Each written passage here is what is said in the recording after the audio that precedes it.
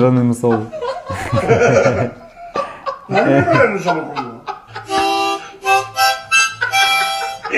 Ya yakıştı mı o demeli? Ay ya.